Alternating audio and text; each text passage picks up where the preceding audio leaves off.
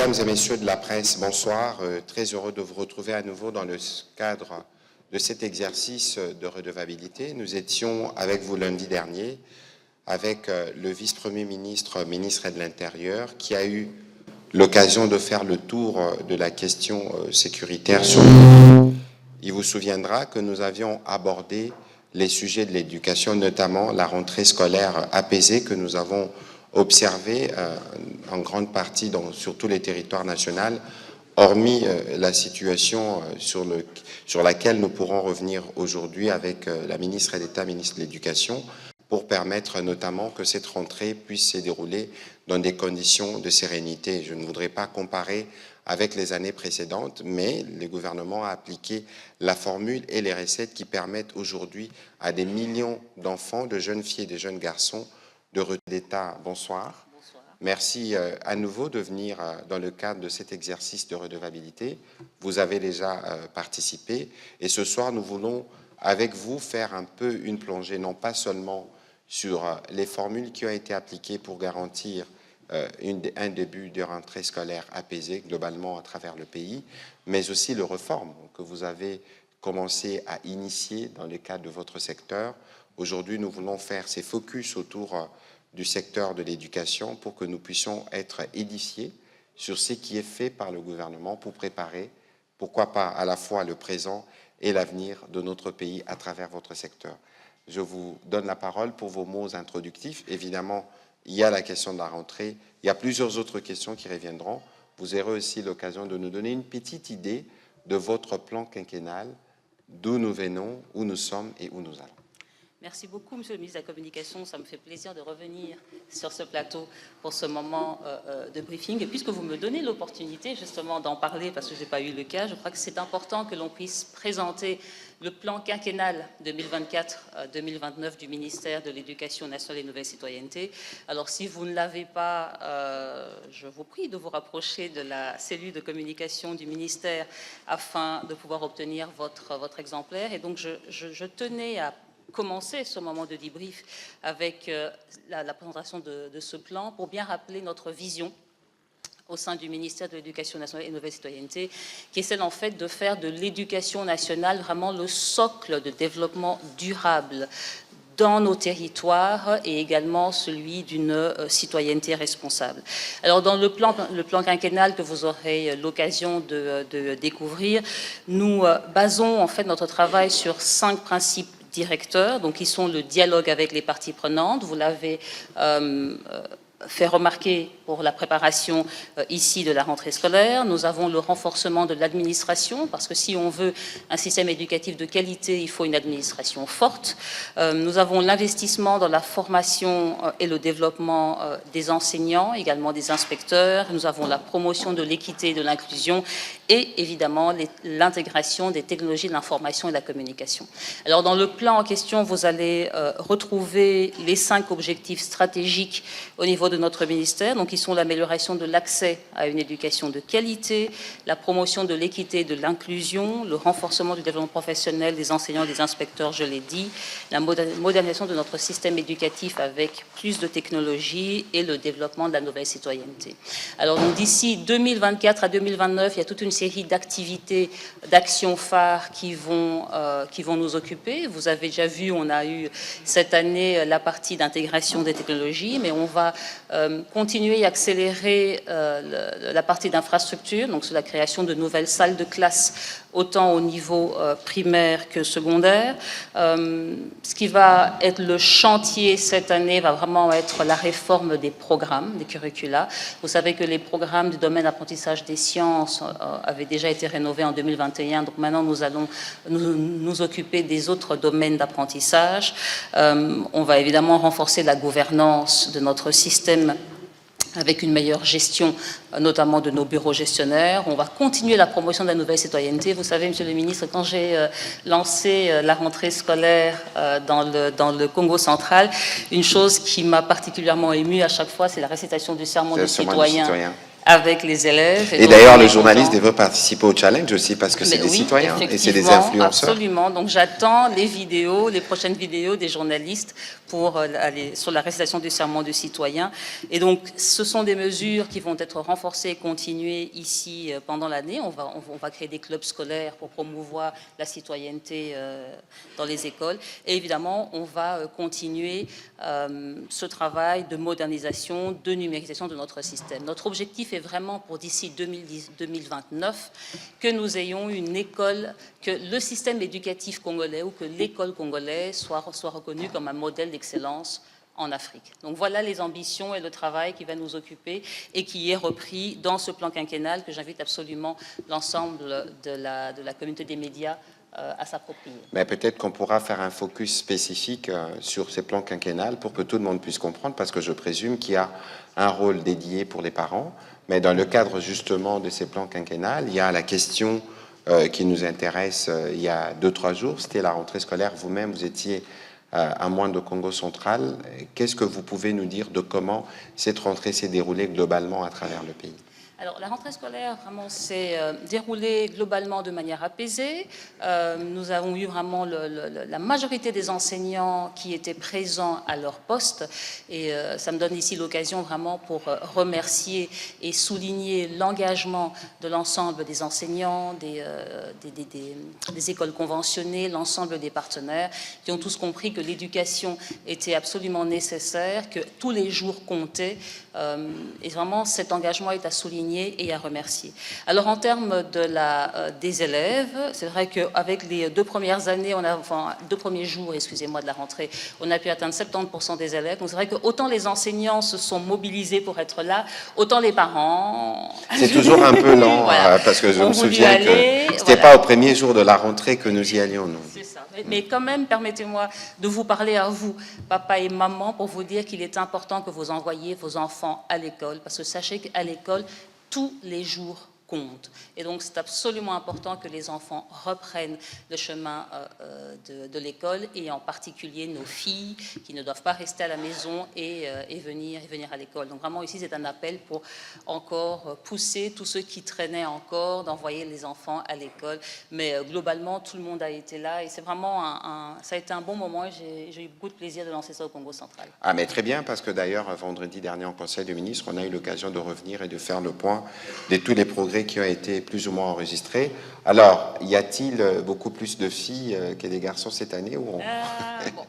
Avec les chiffres, on peut dire qu'on n'a pas encore atteint la parité, mais attendons de voir lorsqu'on va avoir tous les chiffres, parce que vous savez que la mesure de gratuité de l'enseignement primaire est vraiment en faveur des filles et permet que l'on ait plus de filles qui viennent à l'école. Donc, quand on aura d'ici la semaine prochaine, on aura des chiffres un peu plus précis sur les fréquentations, et j'ai bon espoir de voir une proportion suffisante, en tout cas proche de la parité pour nos filles.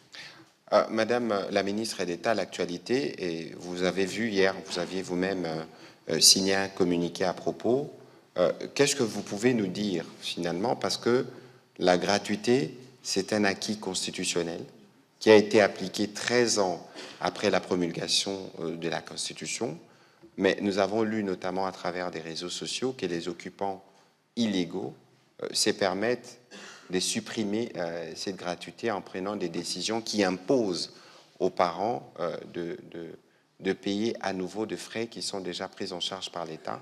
Qu'est-ce que vous pouvez nous dire globalement sur cette question ? Ici, je vous remercie de me donner l'occasion de vraiment réaffirmer que la gratuité et le caractère d'abord obligatoire de l'enseignement primaire public sont inscrits dans la Constitution. Et donc ici, cette mesure de gratuité, on ne peut pas revenir en arrière. Donc nous réaffirmons la gratuité de l'enseignement primaire public sur l'ensemble du territoire de la République démocratique du Congo.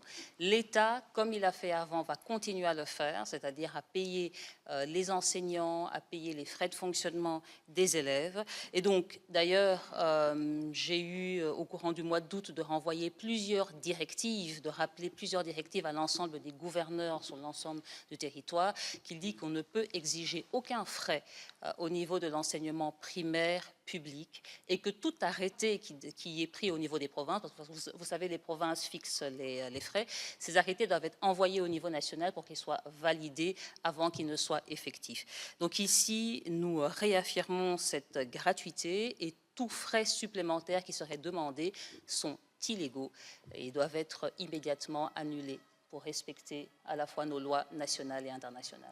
Et la Constitution. Parce que la Constitution. Et d'ailleurs, ici, je dois rappeler que les forces d'occupation n'ont aucun droit, aucune légitimité de prendre des mesures de cette nature, parce que, souvenez-vous, lorsque nous vous parlions ici de l'accord de principe, dans l'accord de principe, il est fait référence à la Constitution qui doit être respectée. Donc, pensez pouvoir revenir sur une option, un principe que vous avez dit intangible et non négociable, non négociable, obtenu en faveur de parents et des élèves, est une autre manière de... Et monsieur le ministre, à quel type d'élèves? Je pense qu'ici, et permettez-moi, pardonnez-moi de vous couper sur ça, donc je veux dire, il est clair, la gratuité est maintenue, comme je vous dis, elle est actée et inscrite dans la Constitution. Mais au-delà de ça, à quels enfants, à quels parents on demande? Ceux qui sont déjà en train de subir des souffrances absolument indicibles. Je trouve que ici, c'est vraiment un appel à la raison pour demander que l'on revienne et que l'on applique bien cette mesure de la gratuité qui est bien d'actualité et que l'on pense à ces familles qui souffrent déjà énormément. On ne peut pas leur rajouter de poids supplémentaire. Et c'est le travail que nous avons fait d'ailleurs pour les examens d'État, pour les provinces sous état de siège notamment, ou qui connaissent ces difficultés. Le gouvernement avait suppléé un certain nombre de frais. Madame la ministre d'État, merci de vous prêter à cet exercice parce que les journalistes ont beaucoup de questions. Vous savez que la question de l'éducation est une question cruciale. On va commencer la série par monsieur Amédée Moirabou et puis ce sera monsieur Marlon Kachamou.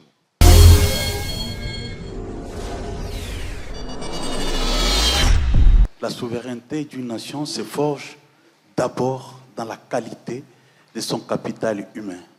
Et j'étais très content de vous entendre dire que vous voulez faire de l'éducation le socle de notre développement. Alors, deux questions à ce propos. On a vu les prouesses que vous avez faites en utilisant l'intelligence artificielle pour publier dans un temps record les résultats de l'examen d'État. Mais moi, ce qui me préoccupe le plus, c'est de savoir comment votre ministère peut utiliser, que ce soit l'intelligence artificielle ou les outils numériques, pour réduire les inégalités éducationnelles et même les inégalités dans la sphère éducationnelle entre les riches et les pauvres. Puisque ici à Kinshasa, il y a des enfants des riches qui ont des répétiteurs, qui accèdent à l'Internet et même à l'intelligence artificielle pour faire leurs devoirs, pendant qu'à Katako-Kombe, on n'a pas ces privilèges-là.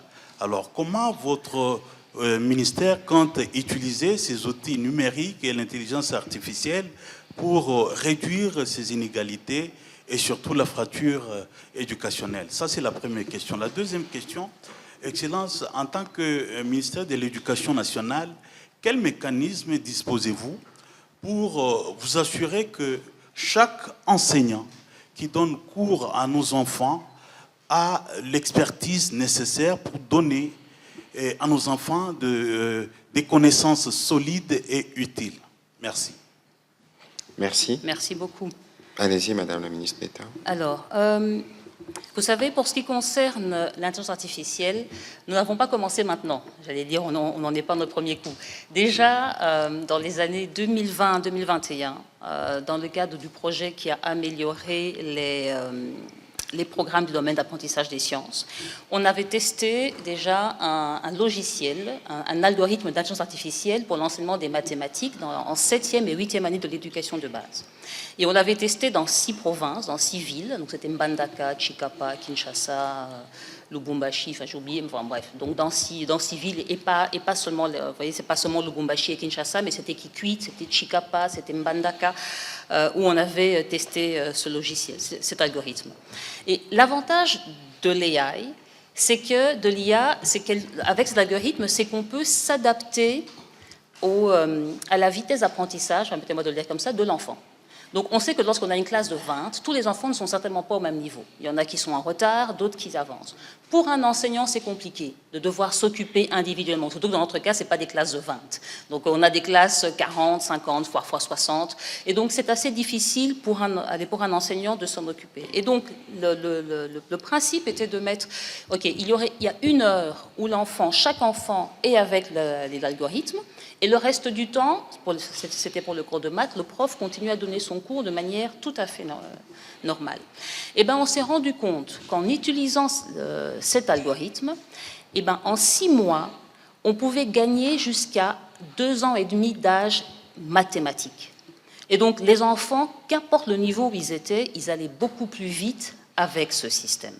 Donc c'est là qu'on s'est vraiment rendu compte que c'est absolument ça l'avenir, parce que nous avons des enfants, on sait qu'on a un énorme retard au niveau de nos apprentissages, donc avec un tel type d'algorithme, on va à la vitesse de l'enfant, on s'adapte exactement à l'enfant, et comme ça permet de pouvoir rapidement récupérer le retard, et ça permet à l'enseignant de continuer à travailler sans avoir une charge lourde sur son travail.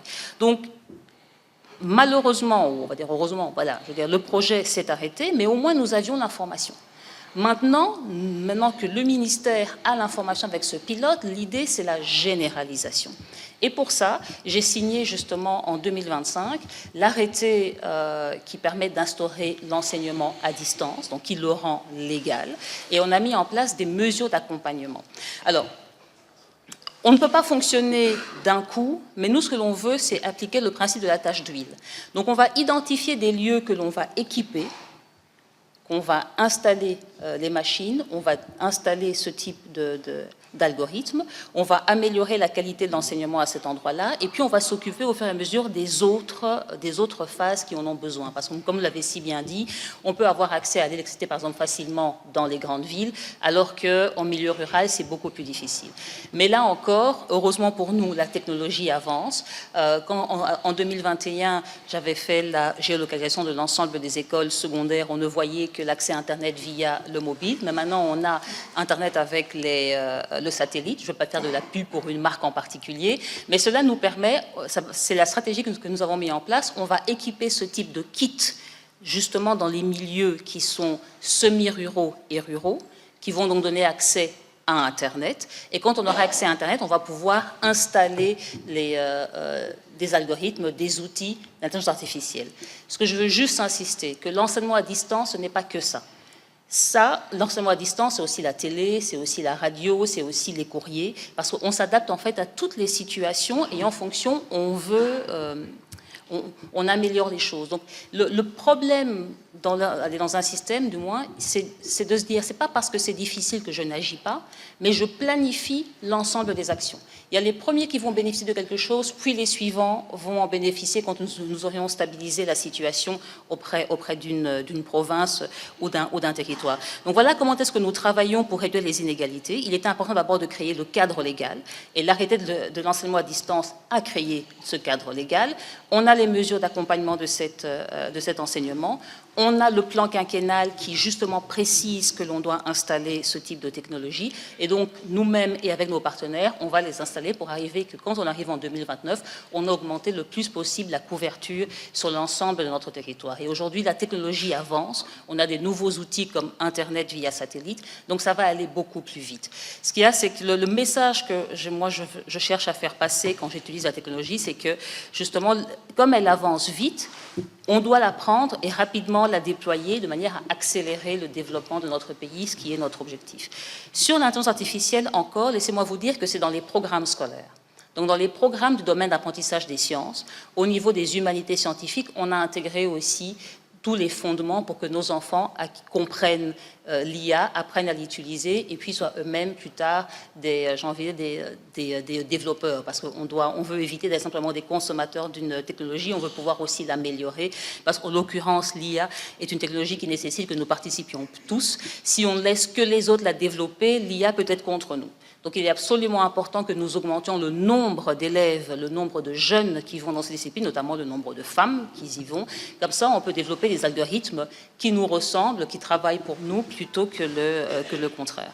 Alors comment est-ce qu'on va arriver pour que chaque enseignant on mesure en fait que chaque enseignant ait l'expertise nécessaire pour donner les connaissances.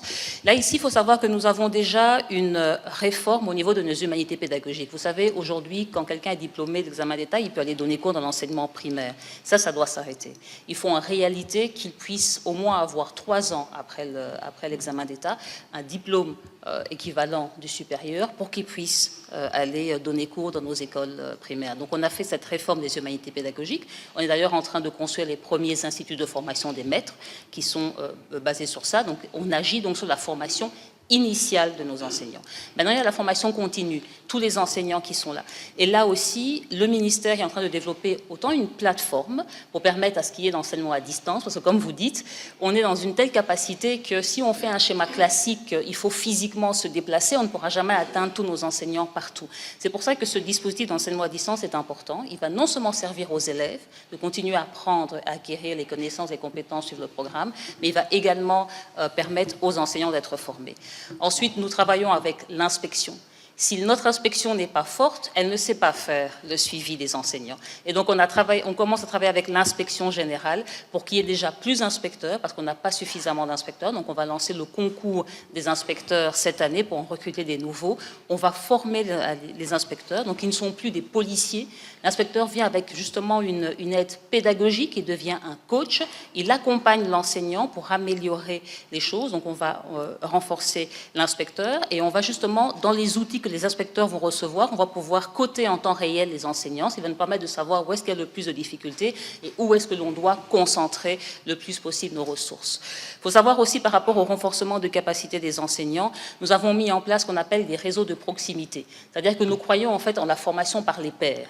Donc vous savez bien, il y a des écoles où on a d'excellents enseignants et autour on a des écoles où les enseignants ont un peu plus de difficultés. Et bien dans le réseau d'écoles de proximité, ça permet à tous ces enseignants de se rassembler, de partager les bonnes pratiques, de discuter des directives qui sont mises par le ministère, les programmes, etc. et comme ça d'améliorer les choses. Donc, en résumé, le REP, le réseau d'écoles de proximité, l'enseignement à distance et également la politique que nous venons de valider sur la formation continue des enseignants va nous aider, et l'appui aux inspecteurs va nous aider de vérifier, de contrôler et d'apporter l'appui là où c'est nécessaire pour que d'ici 5 ans, on atteigne bien l'objectif que nous nous sommes fixés dans notre plan quinquennal. J'ai été personnellement saisi par différentes écoles de Lukunga concernant la publication de l'examen d'État, surtout option pédagogie générale. On va vous lire l'objet pour lequel il y a un recours qui est en suspens. Je ne sais pas si vous avez encore répondu. Vous avez déjà répondu. Ça dit ceci pour l'objet. Recours collectif pour contestation et correction des résultats des options pédagogie générale, électricité générale dans les centres 13048 jusqu'au centre 13057. Madame la ministre, j'aimerais savoir si vous êtes au courant de ces recours. Si oui, quelle est la suite que vous réservez à toutes ces écoles qui aujourd'hui se posent tant de questions concernant la publication de ces résultats? Ça, c'est un. Deuxième question. Du haut de cette tribune, quand on a reçu le vice-premier ministre de l'Intérieur, Jacques Méchabani, il a déclaré, il a dit ceci: dans les territoires occupés par l'ennemi, les élèves ne bénéficient pas de la gratuité de l'enseignement. Alors, je vous pose la question de savoir, quand le VPM fait cette déclaration, est-ce un aveu d'échec ou encore il y a des mécanismes qui seront mis en place pour suppléer à cette problématique qui risquerait de créer des précédents fâcheux? Merci. Très bien. Alors, Merci. je crois que la question là mérite, Madame la ministre d'État, une bonne clarification, parce que vous en avez déjà parlé précédemment, mais peut-être qu'il faut être un peu plus...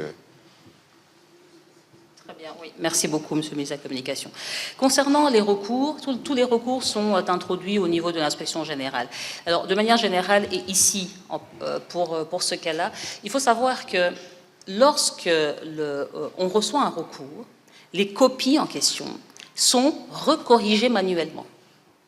Ça, c'est clair. Je dis parce que donc on a le système automatique qui le fait, et dès qu'on a une impression qu'il y a un problème, parce que le système automatique est très fiable, et déjà avant même d'arriver au recours, on fait chaque fois on prend des échantillons et on fait toujours une correction automatique, une correction manuelle, pour s'assurer est-ce que le système fait bien son travail. Donc là, je voudrais vraiment rassurer toute l'opinion. Sachez en fait que le système de correction automatique est un appui pour les correcteurs, que régulièrement, il y a des copies qui sont corrigées manuellement pour vérifier la fiabilité, et que chaque fois qu'il y a un recours qui est fait, toutes les copies sont récupérées, parce que l'inspection est très bien organisée, et elles sont corrigées manuellement. Donc je suis certaine que ce recours a certainement déjà été traité au niveau de l'inspection. J'en ai entendu parler, et d'après les informations que j'en avais, la correction manuelle a reconfirmé les points de la correction automatique. Mais je les laisse continuer la procédure au niveau de l'inspection générale. Mais donc, soyez rassurés, nous ne laissons pas à la machine jamais le soin de décider et de continuer toute seule. On fait toujours une vérification. Pour ce qui est du VPM intérieur, le VPM intérieur, en fait, il a exprimé plutôt son empathie face à une situation de fait, qui était cette publication de cet arrêté provincial dans les provinces du Nord Kivu, correspondant Nord Kivu 1 et Nord Kivu 3. Il n'a pas déclaré, il a juste dit qu'il exprimait plutôt presque son désarroi de cette situation.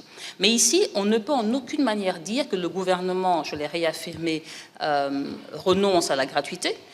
Ce n'est pas ce qu'on a fait l'année passée, vous avez bien vu. On a continué la gratuité, même Nord Kivu, Sud Kivu. On a organisé l'examen d'État comme pour n'importe lesquelles des provinces. On paye nos enseignants, on paye les frais de fonctionnement. Donc on ne revient pas, on ne remet pas en question. Ici, vraiment, le VPM a été touché humainement de ce qui s'est passé parce qu'il sait les souffrances, il sait les difficultés. Et c'est comme ça qu'il s'est exprimé. Et c'est pour ça que nous avons tenu, nous, à rappeler que la gratuité de l'enseignement primaire public reste d'actualité sur l'ensemble du territoire. Le gouvernement va continuer de payer les enseignants de Nord Kivu 1, Nord Kivu 3, les frais de fonctionnement des écoles, et nous demandons que cet arrêté soit retiré, qu'ils en reviennent strictement aux directives que j'ai partagées à tous nos gouverneurs sur tout le territoire. Donc ici, ne vous inquiétez pas, les populations ne doivent pas s'inquiéter, l'opinion publique non plus, nous sommes toujours dans le cadre de la gratuité, et puis de toute façon, même si on le voulait, on ne pourrait pas, c'est la Constitution qui le dit. Donc maintenant qu'on l'a appris, on continue. J'espère que c'est bien clair pour vous. Ouais, j'espère que c'est bien clair pour vous et que le VPMC qui disait c'était la conséquence des décisions illégales qui ont été prises et qui doivent être annulées par les forces d'occupation. Votre appel à la raison est manifestement clair du fait que les mesures de la gratuité doivent être appliquées dans les zones occupées. Or, nous avons vu sur la toile un communiqué attribué à ces occupants accusant Kinshasa d'être à l'origine de l'arrêt de la gratuité dans ces zones, avec mention d'un caractère sélectif dans l'allocation des primes et salaires des enseignants, entre autres. Quel éclairage pouvez-vous apporter sur ces allégations et sur les intentions réelles derrière la communication en question? Et puis, je reviens ici où tout est sous contrôle de l'autorité de l'État. La gratuité semble être détournée par certaines écoles conventionnées qui imposent d'autres conditions telles que les uniformes, les modèles des chaussures. Quelle évaluation faites-vous de cette situation? Alors, à ce propos-là, donc, je tiens à rappeler qu'il y a des directives que j'ai signées, que j'ai rappelées encore à l'ensemble des provinces, qui dit bien quels sont le type de frais qui peuvent être demandés et ce qui ne peuvent pas l'être. Et donc ici, toutes les autorités provinciales doivent faire le travail pour empêcher qu'il y ait justement des détournements de la gratuité. On doit respecter strictement les directives qui sont données par le niveau national et qui ont été rappelées plusieurs fois. Vous savez, ici, fin août, nous avons eu la revue annuelle de performance du ministère où il y avait justement tous les ministres provinciaux de l'éducation. On avait tous les PROVET, tous les IPP qui étaient là. Et donc, c'était l'occasion également de rappeler cela. Donc ici, je réinsiste bien, Les directives qui sont définies par le ministère au niveau national et qui sont envoyées à toutes les provinces doivent être appliquées strictement. Alors, je n'ai pas vu sur les réseaux sociaux ce dont vous avez parlé par rapport à l'allocation des salaires et des primes. Sachez que le ministère veille toujours à ce que les salaires et les primes des enseignants soient payés, qu'ils soient payés à temps. Nous savons que nous avons qui peut avoir des difficultés avec quelques agents payeurs sur lesquels nous travaillons, et lorsque nous découvrons une activité, nous agissons. Mais côté gouvernement, le gouvernement ne fait pas de distinction, il respecte strictement ce qui a été défini, donc il paye les salaires et il paye les primes sans déroger à cette règle. Cela dit, il y a quand même un élément important, c'est qu'il faut savoir, c'est que nous allons lancer à partir de la semaine prochaine une mission de nettoyage du fichier de paye, ce qui va donc permettre d'avoir une meilleure rationalisation des ressources au sein du ministère, notamment d'identifier les fictifs, autant pour ce qui est d'enseignants et des écoles, de manière à récupérer des ressources pour assurer le paiement notamment des enseignants qui sont actuellement non payés. Donc je veux ici réaffirmer et confirmer l'engagement du gouvernement de payer en l'occurrence tous les enseignants, de toujours payer les primes. S'il y a une difficulté, lorsqu'elle nous est rapportée, nous apportons les solutions lorsque c'est nécessaire. Et en plus, on va faire une meilleure gestion de nos ressources de manière à récupérer de l'argent et pouvoir payer nos enseignants qui sont actuellement non payés et identifier ceux qui sont nouvelles unités. Merci. Alors, il y avait, Madame la ministre, c'était une question qui revient souvent. Comment sont pris en charge les enseignants qui sont dans les provinces occupées ? Alors, ce qu'il y a, c'est que le ministère, en fait, il faut savoir que ceux qui payent, ce sont des agents payeurs. Donc le ministère, le gouvernement libère les ressources auprès des différents agents payeurs, qui sont les banques, et puis les banques et ces différents agents payeurs organisent le paiement. Pour les zones qui sont occupées, il faut savoir que l'on met beaucoup l'accent sur le paiement en ligne, via mobile. Et donc, comme on dit, il faut savoir profiter d'une bonne crise. L'avantage, c'est que ça permet justement une plus grande digitalisation et de pouvoir assurer un paiement mobile de nos enseignants, ce qui est mieux. Parce que du coup, ça évite qu'il y ait des personnes qui prennent de l'argent entre la transaction, et ça, on veut absolument éviter. Donc, on veut que l'enseignant identifié reçoive directement son argent sur son compte mobile, et comme ça, il sait s'organiser. C'est ce que l'on va faire, c'est ce que l'on fait, et c'est ce qu'on va généraliser au fur et à mesure sur l'ensemble du territoire. Donc, le paiement par la banque et le paiement en ligne, c'est la meilleure solution pour, on parle des zones occupées, mais des zones rurales, des zones difficiles, il y a des zones difficiles d'accès, des zones où il n'y a pas de banque, mais par contre où on a le réseau mobile. Donc c'est vers ça que nous allons. On veut vraiment s'assurer, la règle, et l'administration, je leur dis à chaque fois, assurez-vous que l'enseignant reçoit ce qu'on lui doit, qu'il n'y ait pas de perte, qu'il n'y ait pas de faux frais qui soient retirés. Il faut que l'enseignant reçoive exactement ce qui lui est dû, qu'il le reçoive le plus rapidement possible, parce que nous ne pouvons pas nous permettre qu'un enseignant perde du temps parce qu'il doit aller toucher son salaire, perdre du temps parce qu'il est frustré le fait de ne pas avoir reçu son argent.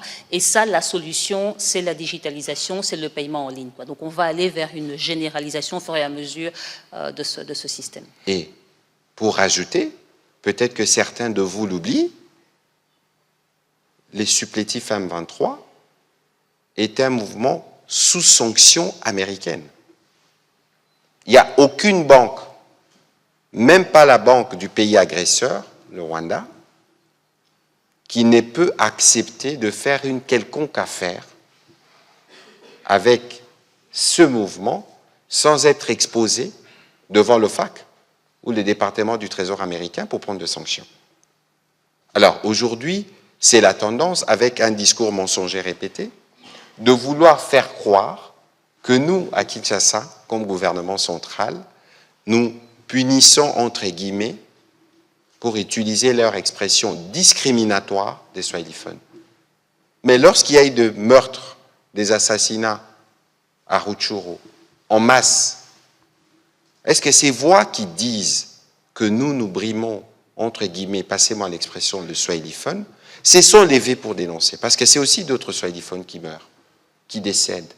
C'est aussi à d'autres parents et aux élèves swahiliphones qu'on veut imposer les paiements de la gratuité de manière anticonstitutionnelle. C'est de la même manière qu'on pense qu'on peut instaurer la justice C'est de la même manière qu'on pense qu'on peut prélever de l'impôt. Mais ils ne peuvent pas. Ils sont illégaux. Quoi qu'on dise, il ne faut pas penser que la situation doit être normale dans un contexte où vous avez des agresseurs, ceux qui ont tué des bourreaux qui sont dans la ville, ceux qui ont même fait d'une école un cimetière. Alors, il faudrait peut-être qu'on fasse une économie pour décrire leur barbarie, mais ce qu'il faut savoir, et c'est ça le plus important qu'il faut retenir, c'est que tous les jours, demain on aura conseil de ministres, nous reviendrons sur la situation.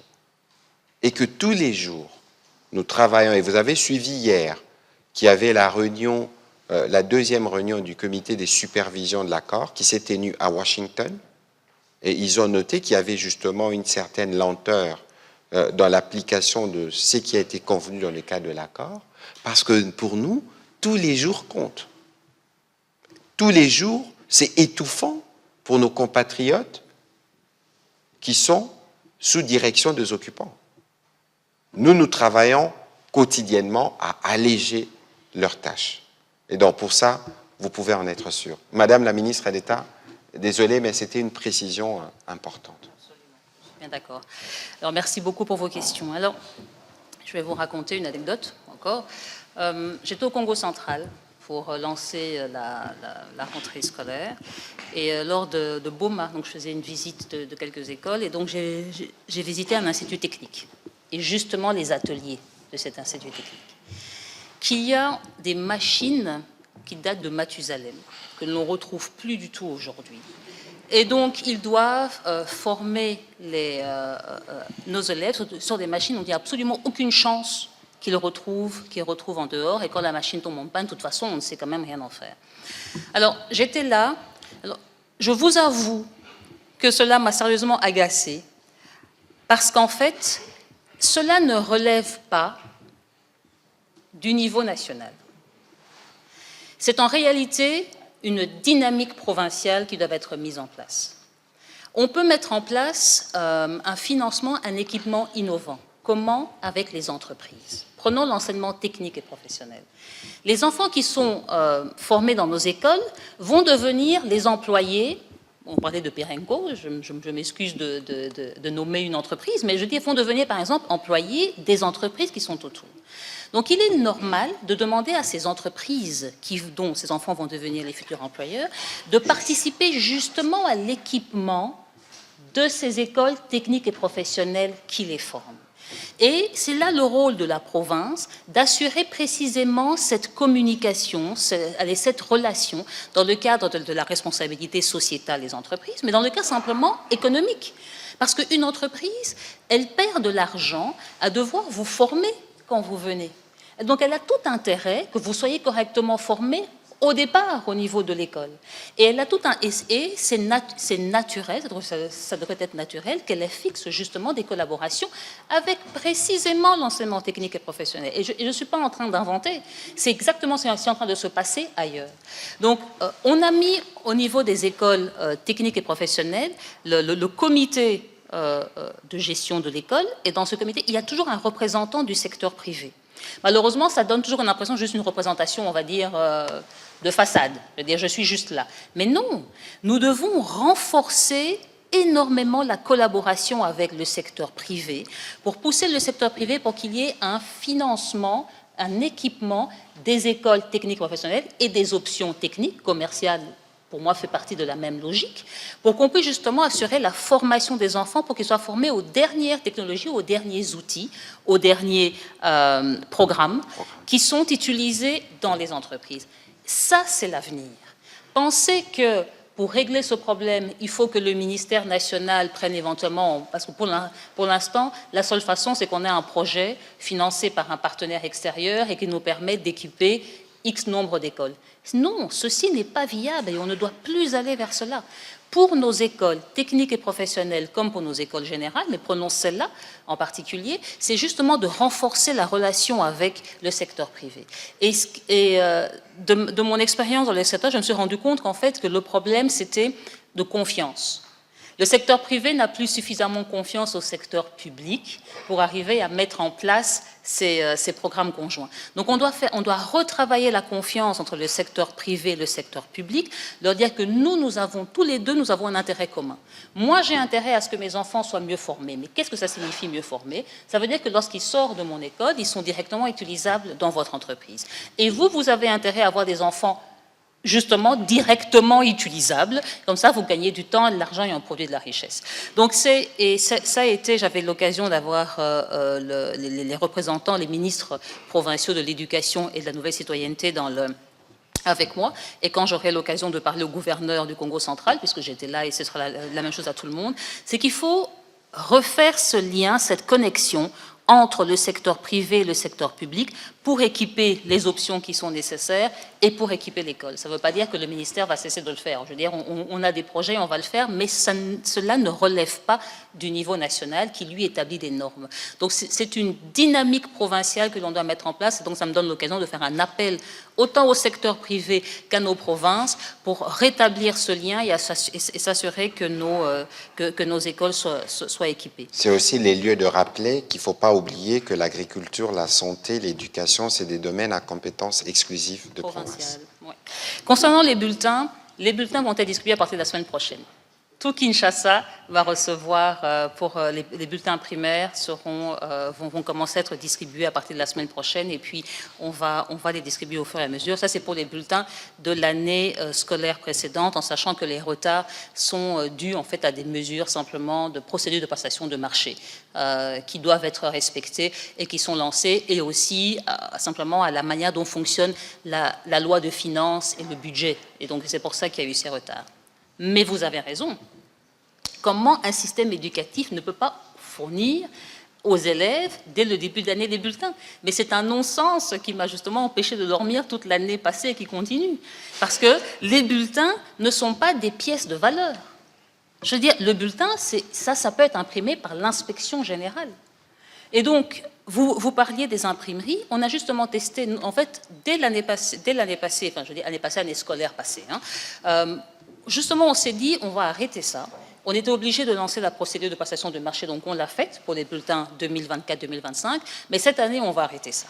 On va justement délocaliser, comme on a délocalisé les centres de correction d'examen d'État, l'idée c'est de délocaliser aussi les impressions des bulletins, de pouvoir le faire avec l'inspection générale, parce que ça, c'est vraiment une prérogative typiquement du système. On n'a pas besoin de sortir ça. Donc on est justement en train de travailler là-dessus pour avoir cette année, on met en place un nouveau dispositif pour que les bulletins soient automatiquement disponibles. Les diplômes, c'est une autre histoire, mais même pour les diplômes, on va utiliser des structures nationales qui sont définies, comme le CENAPI, comme l'Hôtel des Monnaies, qui, eux, doivent imprimer les titres de valeur. Donc, on veut vraiment rester que ce soit plutôt une prérogative nationale, parce que c'est le cas, c'est notre souveraineté nationale. Donc, on utilise le secteur privé, je dis plutôt national, mais en termes d'imprimerie quand c'est nécessaire, mais c'est vraiment, pour les bulletins, c'est l'inspection, pour les imprimés de valeur, ce sont les structures nationales qui le font, et on arrête ce système qui nous ridiculise. On ne peut pas ne pas avoir de bulletins. Donc, les mesures sont prises pour que cela change cette année scolaire, et pour l'année scolaire précédente, les distributions vont commencer à partir de la semaine prochaine et vont se poursuivre jusqu'à ce que la fin des stocks soit livrée et distribuée. Donc je remercie l'ensemble du système éducatif pour la patience et pour la confiance. Rassurez-vous, on est en train de travailler là-dessus pour que ces choses changent, parce que c'est juste anormal. Et comme vous savez que j'aime la technologie, il va aussi y avoir des bulletins digitaux. Comme ça sera encore plus vite et ça va nous permettre de pouvoir d'avoir des accès à l'information le plus vite possible, quoi. Voilà, même les bulletins. Vous faites réagir la salle. Je suis désolé, il n'y a pas d'applaudimètre ici. Madame la ministre d'État, on a beaucoup parlé, on a tout dit. On a beaucoup parlé. Je crois qu'on va terminer par là. Mais Madame la ministre d'État, quels peuvent être vos mots pour conclure le briefing de ce soir, en prenant rendez-vous pour le prochain? vraiment d'aborder des problématiques majeures qui nous ont occupés autant l'année scolaire précédente et qui vont nous occuper cette année. Je voudrais ici rappeler, et c'est important, et j'espère que vous allez tous télécharger le plan quinquennal 2024-2029 parce qu'il permet de donner vraiment la vision et les actions du ministère. Je voudrais vous rassurer que le ministère de l'Éducation nationale et de la Nouvelle Citoyenneté travaille à améliorer la qualité de notre système éducatif. Nous avons une année scolaire qui nous a permis de mieux comprendre comment marchait le système et de pouvoir mettre en place des nouvelles mesures maintenant. Et nous voulons travailler au niveau vraiment de nos territoires pour que lorsque votre enfant revient à la maison, lorsque vous êtes en milieu rural, vous avez bien le sentiment que cet enfant a acquis des compétences qui vont permettre d'améliorer les conditions de vie dans vos communautés. Et donc, je voudrais rappeler aux parents l'importance d'envoyer vos enfants à l'école, vous remercier pour la confiance que vous avez toujours en l'école, parce que vous envoyez vos enfants à l'école, c'est que vous avez toujours confiance en nous. Nous vous remercions pour cette confiance, nous vous encourageons à le faire, d'envoyer vos filles et vos garçons à l'école et soyez rassurés que nous mettons tout en œuvre pour améliorer la qualité. Aux enseignants, je voudrais aussi rappeler et vraiment souligner votre engagement, votre dévouement. Nous connaissons vos conditions. Soyez rassurés également que le gouvernement travaille sans relâche. Là, quand je dis le gouvernement, c'est vraiment tous les ministres concernés. Nous travaillons sans relâche pour pouvoir améliorer les conditions des enseignants, les améliorer au fur et à mesure, mais nous sommes déterminés à le faire. Et je réaffirme encore que la gratuité de l'enseignement primaire public reste bien d'actualité sur l'ensemble du territoire national de la République démocratique du Congo. Merci, Monsieur le ministre. Voilà, merci beaucoup, Madame la ministre d'État. S'il vous plaît, je pense que... Voilà, merci beaucoup, Madame la ministre d'État, de votre participation à cet exercice de redevabilité.